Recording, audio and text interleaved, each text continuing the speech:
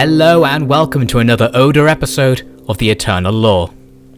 On the last Oda episode we saw a couple of siege assaults. In one, Nobuhide was attacking Iga province, finishing off a battle we'd already started and capturing the castle with relative ease.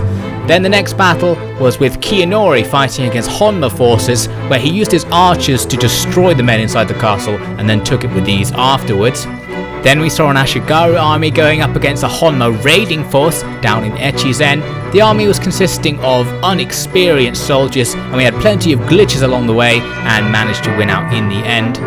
Then Nobunaga went on the assault against the Tokugawa forces, capturing a castle from them in a very easy battle, and Nobuhide went on to storm Yamato province after taking Iga, so another quick gain for the Oda. Following this, Kiyonori and his reinforcement group moved north towards Noto and captured a castle from Hatakeyama. Nobunaga then pushes even deeper into Tokugawa territory, and we just saw him begin a castle assault where his failed skirmish has just come to an end and we're about to begin the main attack. In ages past, when great men came to the task of unifying the land, they had at least the safe knowledge that as their victory became inevitable, they could make peace with the survivors so as to maintain a stable ruling class for the years to come. But now, for us, this pleasure has been denied. Indeed, we face enemies who clearly will fight to the death to defeat us, all under the orders of a self-deified shogun. But perhaps this difference means that we shall be the ones to break the cycle of peace and war forever. So we're back with Nobunaga's assault on the castle at Toyomie. He is coming in a couple of different directions now. He sent katana samurai around to attack from the southwest, while the bulk of his Ashigaru force is coming from the northeast. I've got some archers positioned on the edge of this river, from where they could just about fire into the castle at some of the defenders. However, the angle is terrible. Most of our arrows are actually hitting the castle defences, so that's not going to be very useful. The enemy have most of their forces arrayed on the north side of the castle, so I am going in the hard way. However, they've already proven they're willing to move their forces around to defend from whatever direction I challenge, so at some point I am going to have to just go for it and try and fight my way inside. So eventually the moment came. I decided to move all of my Ashigaru across the river to get right up next to the castle, ready to begin their climb. Luckily, this angle isn't one where the enemy archers can really hit me, so most of my men are getting right up to the castle walls without taking any losses, so I have that on my side. A lot of the enemy archers are actually defending some of the inner layer, so I won't have to face them for now. So once everyone was in position, the enemy started moving their forces around. You can see their bow samurai further inside are fixated on my units outside. They can't see them though, so they're not firing, but it does mean that if I climb up with those units on the pure north side of the castle, they're going to get eliminated by that arrow fire, so I was unwilling to do that. So I focused my attack on the northeast and eastern edges of my little battle group here, destroying an enemy gatehouse and an enemy tower in order to gain safe entrance. Though the guys trying to get into the gatehouse are having a bit of trouble. I ordered them to rush inside, however they kind of get stuck on the ledge here as you can see, and most of them can't really get up. A few of them start making their way up, but then the gatehouse explodes and kills a whole bunch of my men. And that might have not looked very deadly, but it actually killed a whole bunch of the guys standing at the bottom of the ramp as well. But we didn't really see them die because they were inside the blob. But actually, we lost about 70 men there. That was actually quite devastating random glitch to occur. Unfortunate, but still the battle goes on. You can see I'm resisting, sending my guys in who would have been hit by the bow samurai and just focusing my fight here on this little corner. The enemy's cavalry are getting annihilated by my spearmen, where the rest of their infantry are going to have a much easier time. Looks like it's Yari Samurai, my long Yari Ashigaru, being forced to fight out of formation using their swords, which against these Yari Samurai actually gives them a slight advantage, but for the most part it's not the sort of fighting they're used to, and they're actually going to be underperforming as a result of being forced to do this ragged castle assault, which isn't really their speciality. But still, we are starting to cut through the enemy ranks here. I'm getting more and more men through the gatehouse. The enemy do have a spear wall formed up with Yari Ashigaru just next to the gatehouse, and I'm gradually trying to surround it and break it up here. My men are superior in hand-to-hand combat though, so a short Yari Ashigaru spear wall isn't really going to help them out in this situation. Over here the enemy has tons of forces penning in. I think here it's a combination of Lone Sword Ashigaru and Long Yari Ashigaru trying to get over the wall. but they are being held back by all these enemy Ashigaru, enemy lone swords by the looks of things, and some enemy long yeti Ashigaru going at it. A nice even fight, but my guys hopefully will win out on experience. You can see now I'm starting to pull men in who are a little bit closer to the enemy's archer screen, a bit dangerous, but I'm making sure to rush them eastwards so they're not in range for too long. On the southwest side, my katana samurai are inside the castle. They've already slaughtered an enemy unit of bow Ashigaru who they came across. Now the enemy decided to send some Naginata Ashigaru to challenge them, but when I charged them, the enemy's Naginata just ran away. So I decided that at this point, I was going to make my way to the inner sanctum. I had to attack from the south side because the enemy had each archer on the west. And I'm going in pretty much unopposed, so that is very good news. The bad news is that one of my units, the Long Yari Ashigaru here, has been caught up in a situation where it's going to be hit by the enemy's bow samurai fire, and also they are being slaughtered by the enemy's samurai, so that unit is in quite big trouble. Meanwhile, here it's the enemy who are in trouble. They've been surrounded by my forces by the looks of things, and these Ashigaru are now just being slaughtered. Looks like they're trying to rout, and they're only going to be slaughtered further, trying to rout through my forces like that, so it's good news. Over here on the eastern section, more enemy forces are routing. We've surrounded all the remaining enemies. We've pretty much won out there. In the inner sanctum, my katana samurai who went inside had to hack their way through some bow Ashigaru, so that stopped them capturing the Tenshu for now. And now I'm back with that unit that was taking bow samurai fire. You can see the floor is covered in Oda bodies because the enemy bow samurai really did a number at one of my regiments. I think they lost about 80% of their strength. You see a hero of survivors here rushing around. They didn't rout incredibly because their morale is so high as a result of being part of a very victorious Oda army. But still, a shame to lose all those men. Here's some bow Ashigaru who I was skirmishing with right at the beginning of the battle, which we saw in the last Oda episode, and finally dealing them some revenge with these Naginata Ashigaru who are just going to slaughter those enemies in hand-to-hand combat. They don't really stand a chance. Inside, I'm taking revenge also on those bow samurai, attacking them from behind with another unit of Long Yeti Ashigaru that's managed to get inside, and they won't hold for long because their morale is breaking, and it's a decisive victory even before I capture the Tenshu, because in the end all of the enemy units started to rout due to their extreme army losses. So this means Nobunaga has captured another castle from the Tokugawa. The Tokugawa, our old ally and now greatest enemy, are starting to grow weak, but so are we. We've taken a lot of losses in these battles. Let's head back to the results screen to see how bad it was. The Tokugawa people are proud and brave. That is not something anyone disputes. In fact, their pride is surely what caused them to dishonor themselves by turning their backs on us when we needed them most. The tradition of lord and vassal is not one that supports a vassal in position of extraordinary power, as they were. So their dishonor was perhaps inevitable, but that makes it no more forgivable. When we are done, the Tokugawa will be only a memory.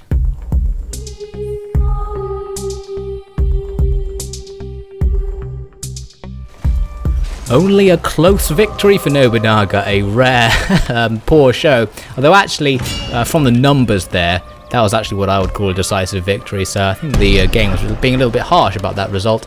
Anyway, we've captured the castle, and there are now a whole bunch of Tokugawa armies nearby who could counterattack.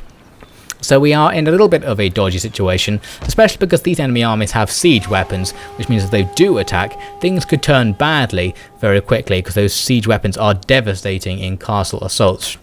They do have 5 provinces left to the east there, so they still have a strong capability to come at us, so as I said, I do need to be careful. Now where I'm not being careful is over here on the western side of the Oda domain, where Nobuhide is just wandering around slaughtering Hatakeyama forces. I sort of thought I'd just keep advancing and capturing enemy castles until I encountered any kind of significant resistance. And so far I haven't really encountered said resistance. I've already captured 3 provinces from the Hatakeyama, and Ki province to the southwest is undefended. So Nobuhide's risky move of going on the offensive is paying off. I am wondering how long it can last though for, so we'll have to see as the turns go on. Now back down in Owari, there are more Chosakabe raiders to deal with. There's a Chosakabe army sitting there who have just landed by port. There's also the Hattori army hanging out in Mino, who we do need to get rid of, so I'm sending Nobuyuki and his little defensive army to take them out. I have a huge advantage in the auto-resolve, so I'm going to hope for a good victory. This will be yet another defeat for the Hattori force. The Hattori are being defeated pretty much every time they step into the field. They never feel particularly powerful armies, so in some ways they have only themselves to blame. because I beat them there with an army which wasn't very well suited to a field battle.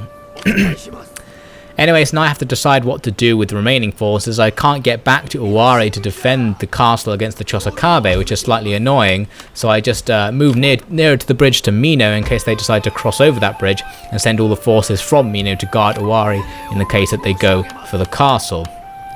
Plus, of course, these days there are usually Chosokabe armies hiding in the trees on the eastern border of Owari because they keep landing them and sneaking them in there, and then I forget about them between recording sessions, so we'll see if any of them spring out during this episode.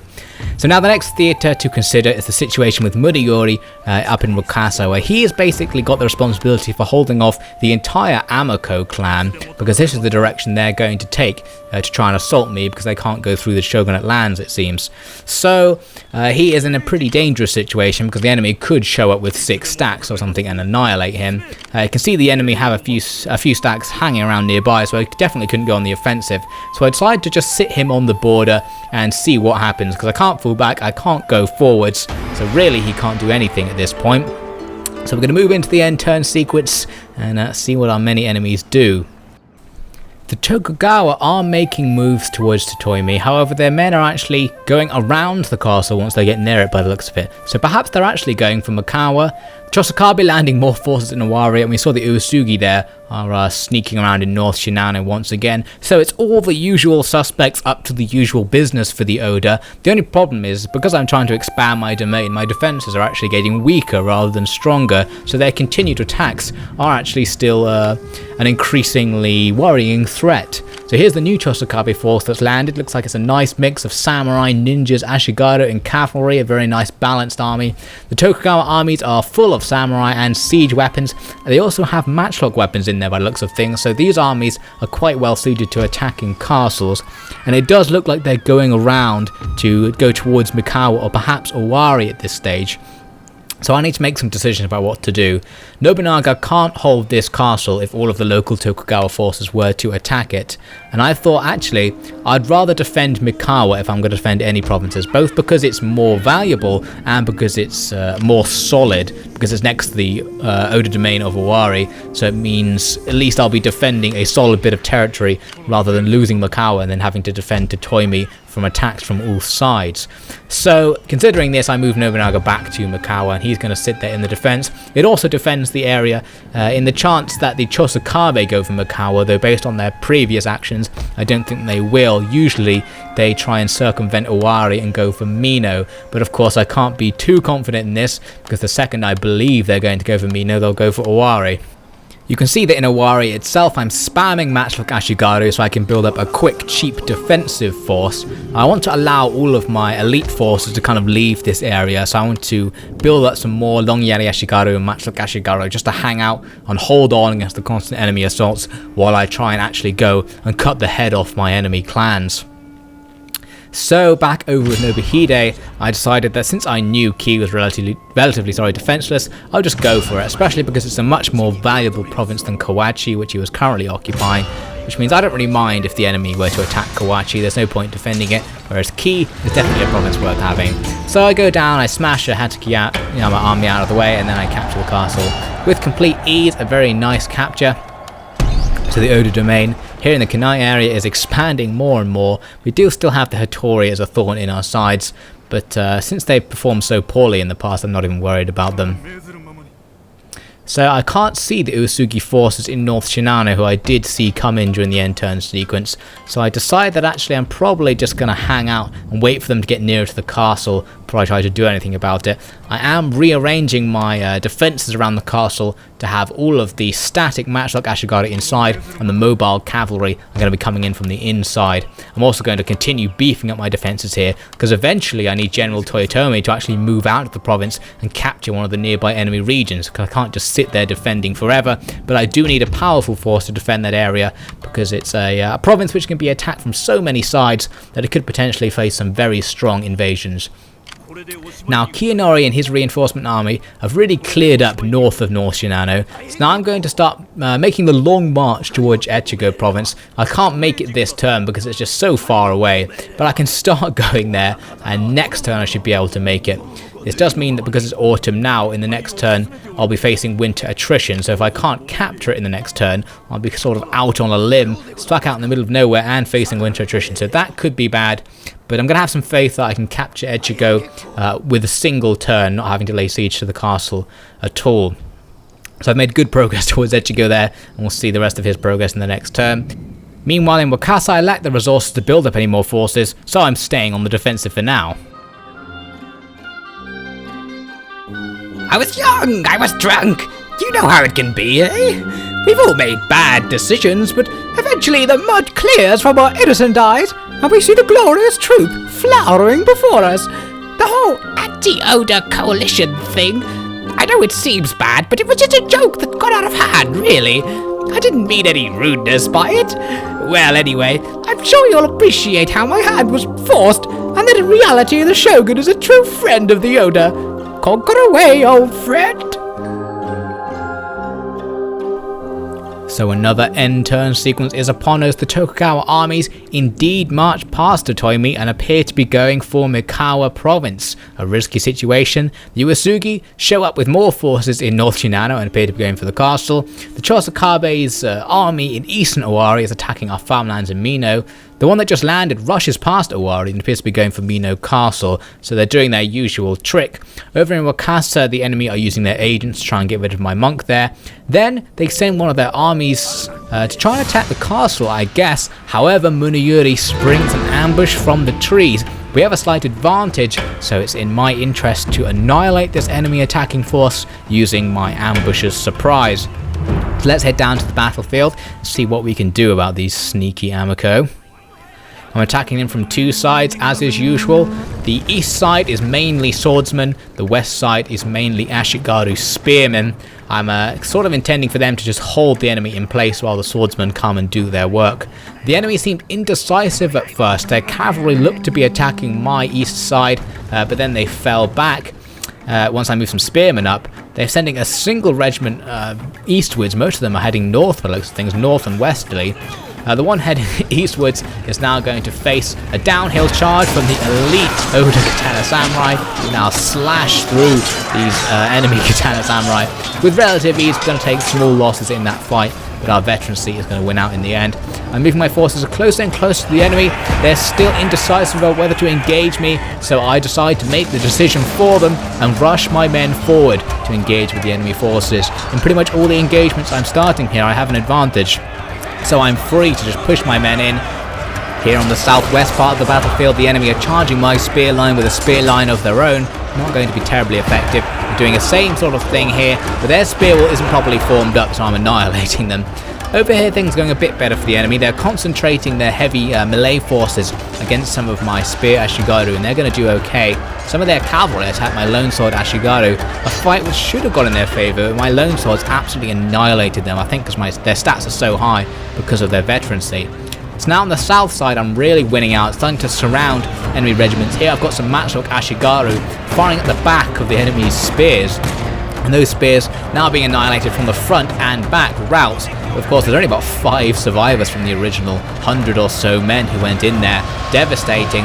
The enemy's entire army is starting to rout. You can see, well, the Ashigaru element is routing. The samurai element with its high morale is hanging on. But the fact that so many of their allies are routing is going to be dispiriting them and cheering on the Oda men. So overall, looks like we're going to win this one outright. There's still pockets of enemy resistance, but as more and more enemy forces die, their morale is going to be dropping.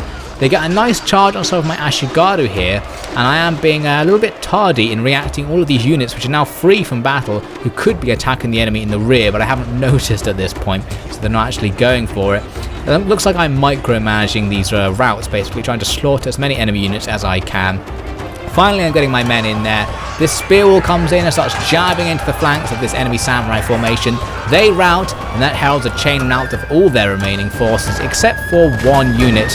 There were some light samurai who were hanging around in the trees. I fired a volley of matchlock fire at them. A few of them were killed, and the rest of them fall back. So, the defeat of the enemy is complete. In just a couple of minutes, we've decimated an enemy army, all the survivors are now routing, and we've slaughtered the vast majority of them, and I don't think we really took many losses in that fight. So a nice victory for General Muneyori. Let's head to the battle results screen and look at the actual numbers. Looks like we lost a couple of hundred and destroyed a couple of thousand, the sort of result that we like to see. So that Amako force is gone, a very useful ambush. Let's see if they have anything else. Oh, they do. They're sending a general leading a new army into Wakasa province. He doesn't have the courage to attack. He just attacks some of our infrastructure and is going to hang around for now. So let's look at all the situations that arose during that end turn sequence. Here are the Tokugawa marching on Mikawa, by the looks of things at least. I can't guarantee they're not going to go around Mikawa as well and attack Owari, so it's hard for me to know what to do. Owari itself is currently playing host to two Chosokabe armies. Together they form quite a strong partnership. Luckily they're so far away from each other that if I can defeat them one by one, it should be much easier for me to get rid of them. Now down in Ki, Nobuhide isn't sitting in the castle because he actually moved out to slaughter a few Hatakeyama survivors, but I do need to get him back to Kawachi ideally, because the Hatakeyama surely are going to try and take it back, whereas Ki is much harder to get to, so it's unlikely they'll attack Ki in the immediate future, so I'm going to assume they're going to attack Kawachi and station my forces there. I did have to garrison Ki as some extra troops because they're very disorderly, but that should wear off over time. So now what am I going to do about this Amako force that's hanging out in Wakasa province? Looks like it's fairly balanced with a bunch of samurai and ashigaru, although it's not all that powerful. It doesn't have any elite units or anything in it. My army should be able to defeat it in a field battle, but I have no pressure to actually attack it, so I just set up another ambush by the castle. So if they want to go for the castle, they're going to get ambushed just like the last guys did, and hopefully that should dissuade them from attacking. I'm also stacking the castle up with some extra men. These are the men who won a victory at Echigo over the Honma, and I'm now distributing those men amongst my other castles to aid in their defense. So some of them are going to Wakasa province, the majority of them are marching down towards Mino, because Mino looks like it's the target of a dual invasion from the Chosokabe, perhaps a pincer attack with their two armies. But I have the initiative at the moment, so I can take this chance to go out and try and get rid of them before they can do anything. So I'm getting all my forces from the Mino and Owari garrisons to gang up on this one Chosokabe army led by the general, because I'm guessing that's the stronger one who I need to get rid of first, so I'm going to do that while my strength is full. I move into the attack. It looks like we have a sort of moderate advantage in the auto resolve. I was actually considering fighting this myself, but I decided it probably would be an inevitable victory just because I have so many men, and it might not be very interesting, so I'll auto resolve it. I have tons of matchlock Ashikaru in this army. It's a bit silly actually, so actually I probably wouldn't have been that strong in the field, but still things go okay in the auto resolve. We lose about 1,000 men, the enemy loses 1.3 thousand, so an even-ish result, but at least the enemy are now away from the castle. We've sapped their strength. They probably won't be able to stage a castle assault anytime soon. And of course my Ashigaru are much easier to replace than the enemy samurai, so by next turn I'll probably have those 1,000 men back just due to troop replenishment. So now Mino is looking a little bit safer, and I've got enough forces hanging around it to defend it, even if the remaining Chosokabe forces were to attack. It all now depends what the Tokugawa do. If they attack Mikawa province, I probably could defend it with Nobunaga's forces. It'd be a little bit iffy though. I wanted to bolster him up if I could. However, I couldn't really abandon defending Owari, because the Chosokabe might go for it, or the Tokugawa might skirt around Mikawa and go for it if they have enough movement points. So I decided to make a little gesture of moving some elite matchlock Ashigaru down to Mikawa just to defend it a little bit more effectively. Up in North Shinano, we've got those Uesgui guys to deal with. They sent a small army. I guess they didn't know that Toyomie was here because he was hidden in the trees, so whatever intelligence they had on North Shinano was not very good. So now I'm free to just attack them with a vastly superior army. The enemy fall back quite reasonably, but I'm not going to let them hang around. I decide to slaughter them outright by attacking them with all my forces. Nice big advantage on the balance bar. A quick auto resolve should get rid of that Uesgui force. It seems the Uesgui keep sending small armies to attack me, just like the Hattori do. So perhaps they just don't really have the intelligence to build up a capable force. They're too greedy to try and take North Shinano and just gambling that it's undefended at any given moment. But I've learned from my mistakes, and North Shinano is certainly somewhere you want to always defend. So those guys are now going to hang around the province and wait for their movement points to replenish before I think about anything else to do with them. It's finally time now to attack Echigo. Luckily, the Yamanouchi who are defending it don't have any men there, so I can take this province with ease. It's a little bit lax from them because they only have 2 fiefs to defend, and they're not defending one of them. It's a very valuable fief as well, so I guess all of their forces are defending their home province, and as a result I'm going to get a very, very easy victory taking this castle. It is an important symbolic victory because it was capturing of Echigo that triggered the Realm Divide. This was the first province I had to abandon when Oda started pulling in their borders, realizing the threat was too great. So it's very nice to finally be back here, reclaiming the castle with an even more elite army, stronger than ever before. Certainly a sign that the Oda are on the up. I didn't want to invest too heavily in this province because I thought it might get counter-attacked, but still, a nice province to capture, and now I just have to make decisions about what to do with those forces. All the directions they can go are fairly dangerous, so really I'm going to have to play it by ear and see if the enemy come to counter-attack.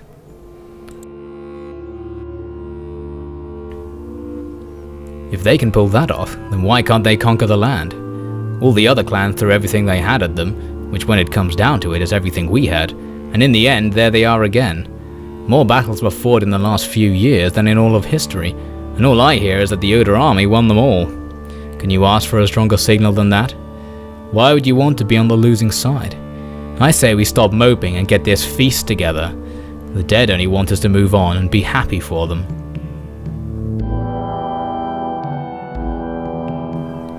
Now I was looking at that Chosakabe army hanging out in Mina there, and I decided that I didn't want it to be there because I thought it might try and attack my infrastructure, and we're already teetering on the edge of our food supply being stable, so I just didn't want them messing about. So I decided to send out the Owari garrison in an extremely brash move to go and eliminate them. And of course this means that Owari is now in extreme danger, so you could say what was I thinking, and I too wonder. The added problem is that army is now stuck in Hitori lands and can't get back, so we'll suffer winter attrition, and already it suffered casualties, which means my Owari defense force is going to be severely undermanned at the end of this turn. So a little bit of a problematic move from me actually there. So let's end the turn and see if any of those problems actually come to fruition. The Tokugawa are on the offensive once again. It looks like they're moving up a powerful army. It attacks Toyomie province. It doesn't attack straight away. It seems they were waiting for reinforcements or something, at least at the beginning of their turn. I think they may have been trying some agent actions or something like that to weaken the castle before they attacked. And now once they've filled their army with Metsuke to inspire themselves, they attack. And it looks like they have a giant advantage. They've got siege weapons, they've got tons of elite samurai, they've got the Tokugawa daimyo, Tokugawa Hirotada, leading the force. Overall, it looks like this is their main army. Now, I considered for a long time trying to mount a last stand with the small garrison force I'm provided with, but I decided that any enemies I kill will be regenerated within one turn, so it's not really worth my real world time to fight this battle. So in the end, I decided to just give up this castle to the enemy. We're going to have to focus our defences on Makawa after all. The whole dilemma of deciding which castle to defend has been taken away, so that's one good point about this. Now, Makawa indeed was the objective of the Tokugawa invasion force, so luckily they didn't go for the undefended Owari, at least that's a good thing. The bad news is that the enemy have a very powerful army coming into the attack, full of matchlock samurai, matchlock ashigaru, siege weapons, and tons of elite foot troops. Nobunaga is going to have to pull out all the stops to win this one, and we'll see if he does on the next Oda episode.